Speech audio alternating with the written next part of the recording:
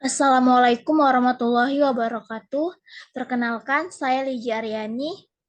Pada hari ini saya diberikan kesempatan untuk memaparkan materi presentasi saya yang berjudul Organogenesis dan Embriogenesis dalam Kultur Jaringan Tumbuhan. Adapun materi yang akan saya bahas mengenai yang pertama, pengertian organogenesis, yang kedua, morfologi dan fisiologi organogenesis, yang ketiga, pengertian embriogenesis somatik, yang keempat, morfologi dan fisiologi embriogenesis, dan yang terakhir, ayat Al-Quran yang berkaitan dengan organogenesis dan embriogenesis somatik. Pertama, pengertian organogenesis. Organogenesis merupakan proses terbentuknya organ seperti tunas, akar, baik secara langsung atau tidak langsung, melalui pembentukan kalus ataupun tidak. Sifat kompeten, dediferensiasi dan determinasi sel atau jaringan sangat penting agar terjadi organogenesis pada eksplan. Yang kedua, morfologi dan fisiologi organogenesis. Morfologi organogenesis.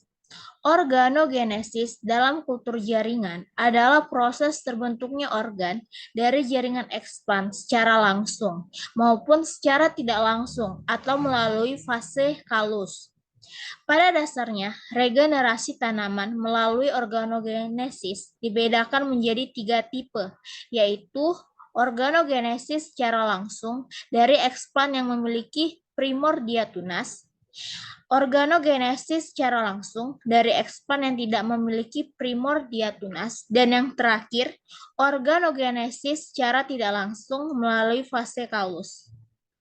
Adapun fisiologi organogenesis.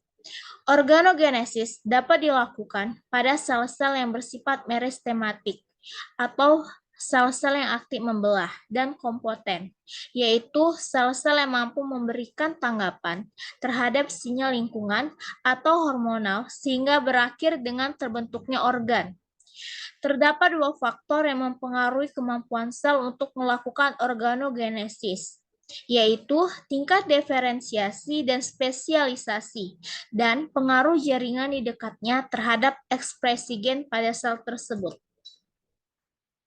Yang ketiga, pengertian embriogenesis somatik.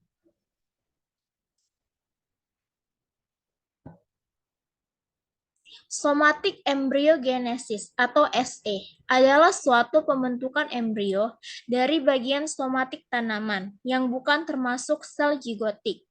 Sumber sel somatik ini biasanya secara alamiah tidak terlibat dalam pembentukan dan perkembangan embrio. Penggunaan sel-sel somatik sebagai eksplan dalam protokol kultur jaringan akan memungkinkan pertumbuhan dan diferensiasi sel-sel somatik tersebut menjadi embrio, yang disebut embrio somatik. Proses somatik embriogenesis sama dengan embriogenesis zigotik. Pembelahan sel asimetrik juga berlaku untuk perkembangan embrio somatik. Embrio somatik secara morfologi juga sama dengan embrio zigotik, yaitu bipolar dengan tipe organ yang sama, yang terdiri dari radikal, hipokotilis, dan kotiledon. Embrio zigotik dan somatik memiliki karakteristik tahapan perkembangan yang sama, kecuali pada tahapan yang paling awal, karena berasal dari 2 jenis sel yang berbeda. Jika embrio somatik berasal dari hasil fertilisasi, sementara embrio somatik berasal dari sel-sel somatik. Yang keempat, morfologi dan fisiologi embriogenesis somatik. Morfologi embriogenesis somatik. Embrio somatik biasanya berasal dari sel tunggal yang kompeten dan berkembang membentuk fase globuler, hati, torpedo, dan akhirnya menjadi embrio somatik dewasa yang siap dikecambahkan membentuk planlet atau tanaman yang telah utuh. Fisiologi embriogenesis somatik. Embriogenesis somatik pada tanaman mempunyai beberapa tahapan perkembangan yang spesifik, seperti induksi kalus embriogenik atau embriosomatik atau pembentukan langsung, pemeliharaan, pendewasaan, perkecambahan, pembentukan kotiledon, bibit somatik, dan aklimatisasi. Adapun ayat Al-Quran yang berhubungan dengan organogenesis dan embriogenesis somatik ialah Quran Surah Al-An'am ayat 95, yang artinya sesungguhnya Allah menumbuhkan butir tumbuh-tumbuhan dan biji buah-buahan. Dia mengeluarkan yang hidup dari yang mati dan mengeluarkan yang mati dari yang hidup, yang memiliki sifat-sifat. Demikianlah Allah.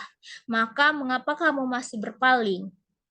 Ayat di atas menurut Al-Maraghi tahun 1992, kandungan ayat di atas menjelaskan bahwa Allah menumbuhkan apa yang kita tanam berupa benih tanaman yang dituai dan biji buah, serta membelah dengan kekuasaan dan perhitungannya, dengan menghubungkan sebab musabab, seperti menjadikan benih biji dalam tanah, serta menyirami tanah dengan air.